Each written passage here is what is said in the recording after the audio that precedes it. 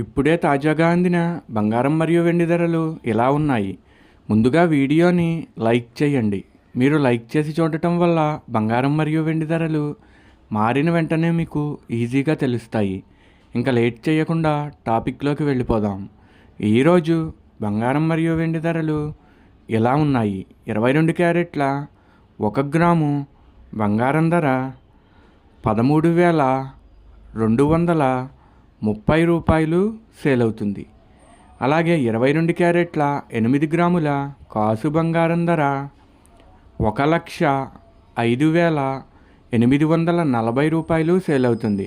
22 క్యారెట్ల 10 గ్రాముల బంగారం ధర 1,32,300 రూపాయలు సేల్ అవుతుంది.